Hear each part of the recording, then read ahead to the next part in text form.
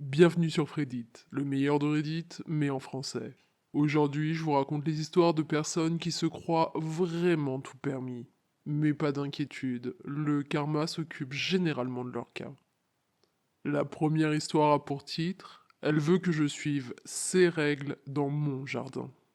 Je suis un homme de 34 ans et je vis dans un quartier résidentiel. J'ai un grand jardin et une piscine. J'ai toujours été sympa avec les voisins, y compris Karen, femme la quarantaine, qui s'est installée dans la maison d'à côté il y a environ un an. Elle avait l'air sympa au début, mais petit à petit, elle a montré sa vraie nature. Cet été, Karen s'est mise à venir chez moi avec ses enfants pour me demander s'ils pouvaient utiliser ma piscine. Au début, ça me dérangeait pas parce que je suis généralement dans le jardin de toute manière, et les enfants avaient l'air de vraiment s'éclater.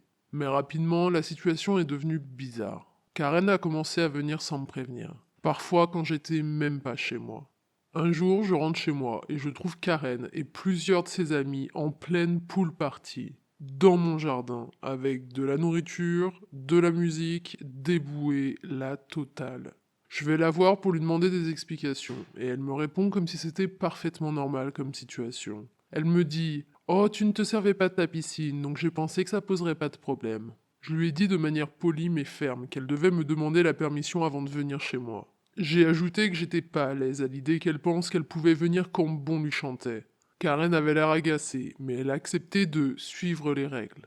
Et puis, la semaine dernière, la situation a complètement dégénéré.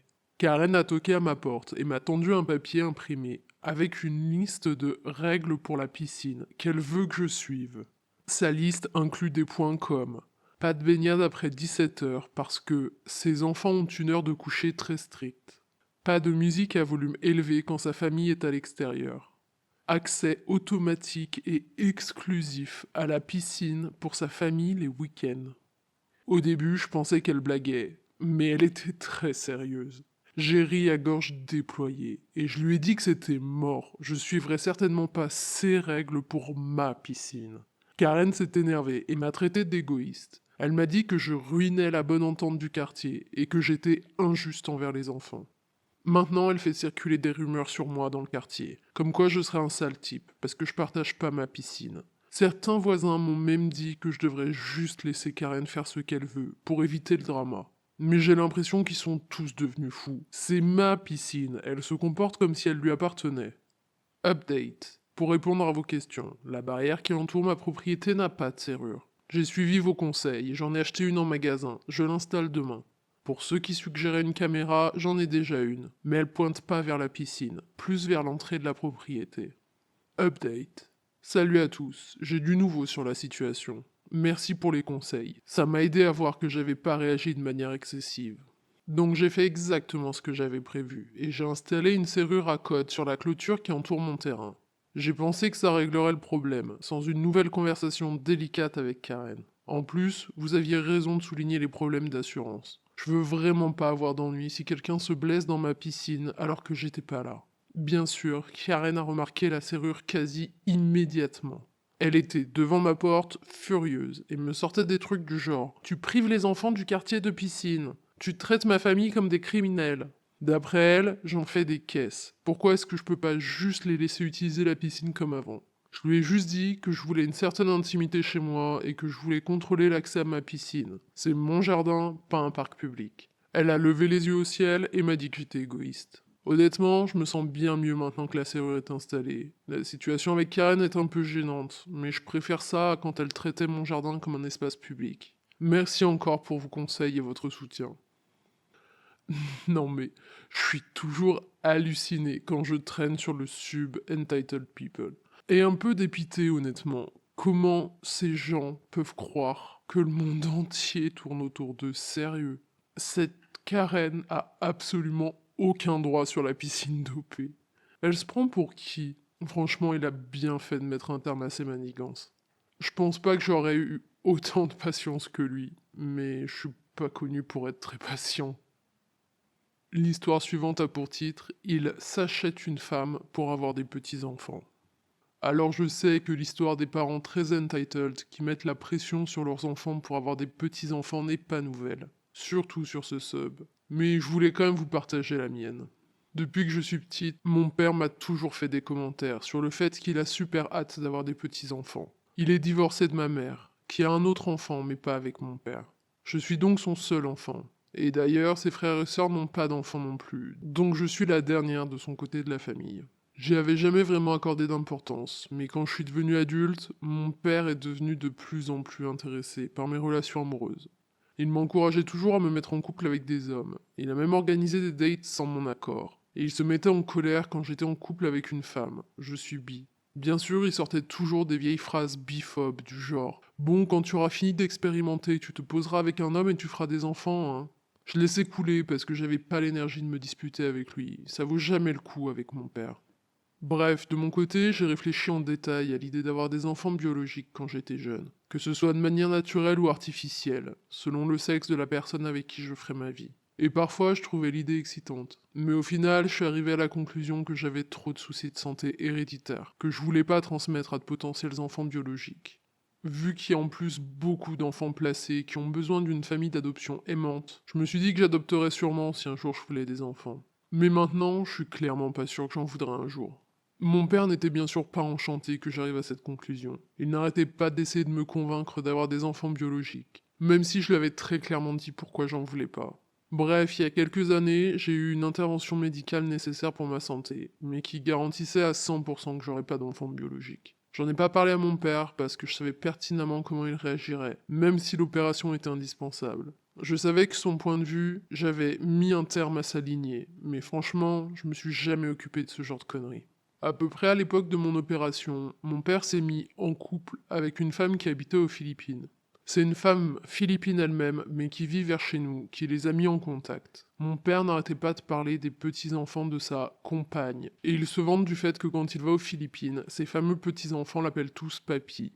Je vous la fais courte, cette femme a émigré aux États-Unis pour épouser mon père. Honnêtement, c'est bien plus une situation où elle s'occupe de la maison et laisse mon père faire ce qu'il veut, genre bangmaid, qu'un mariage d'amour. Mais j'ai rencontré cette femme, elle est incroyablement gentille. Et j'ai adoré pouvoir l'appeler belle-maman et apprendre à la connaître. Récemment, soit environ 2 ans après leur mariage, elle a divorcé de mon père et elle est retournée aux Philippines. Comme vous pouvez l'imaginer, mon père n'est clairement pas une personne bien. Et je peux reprocher à personne l'envie de partir loin de lui. Mon père était bien sûr déchiré par la situation, mais il n'a absolument pas accepté sa part de responsabilité. Et tout ce qui s'était passé était de la faute de son ex-femme.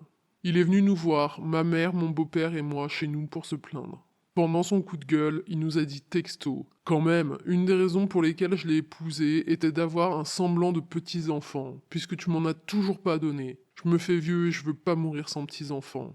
Autant vous dire que ma mère, mon beau-père et moi, on était sur le cul qu'il avoue enfin ça à haute voix. Sur le moment, j'ai eu un élan de mesquinerie, et je lui ai parlé de mon opération. Je lui ai annoncé qu'il aurait jamais de petits-enfants biologiques. Il mourra donc forcément sans petits-enfants.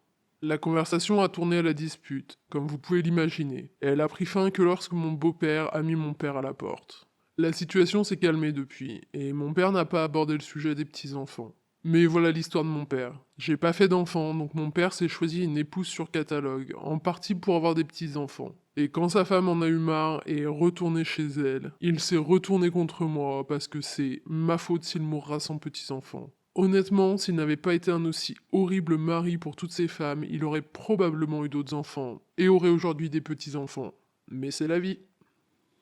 Et bah, le père d'OP a l'air franchement insupportable. Perso, ça me fait me demander pourquoi elle est encore en contact avec.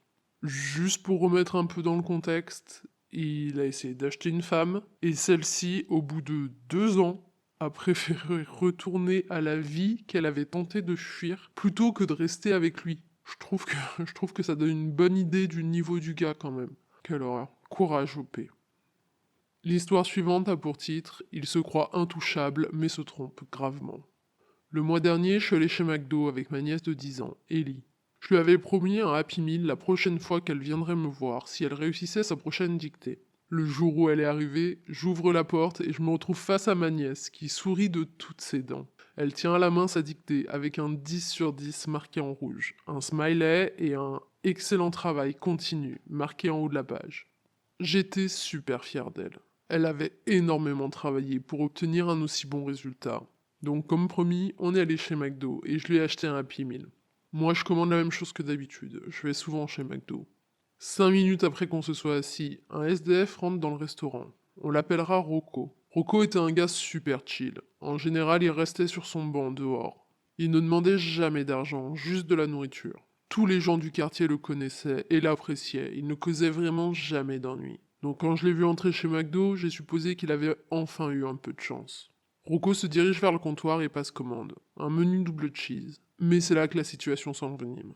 L'employé note la commande de Rocco et prend son argent, puis il met l'argent dans sa poche. Et il demande à Rocco de partir. Rocco proteste, bien évidemment. Il avait déjà payé pour sa commande, mais l'employé ne voulait rien savoir. Ellie a vu ce qui s'était passé et ça l'a chamboulé. Elle a tiré sur ma manche et m'a demandé: Pourquoi est-ce qu'il veut mettre Monsieur Rocco à la porte? Est-ce qu'il a fait quelque chose de mal?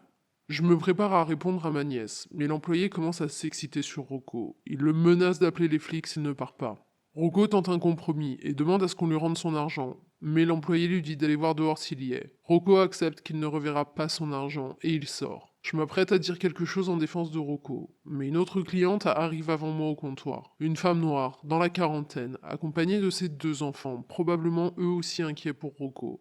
Elle demande à l'employé si sait à quel point il a merdé. Cet idiot hausse les épaules et demande à la femme de quoi elle parle. Elle lui fait alors remarquer que ce qu'il vient de faire c'est du vol. Rocco a payé pour sa nourriture, mais il n'a reçu ni sa commande ni un remboursement, c'est donc du vol. L'employé vient de voler de l'argent à un SDF. L'employé cherche alors à justifier ses actions. Il dit qu'il a fait ça pour protéger Rocco, parce que s'il lui donne cet argent, il va juste acheter de la drogue.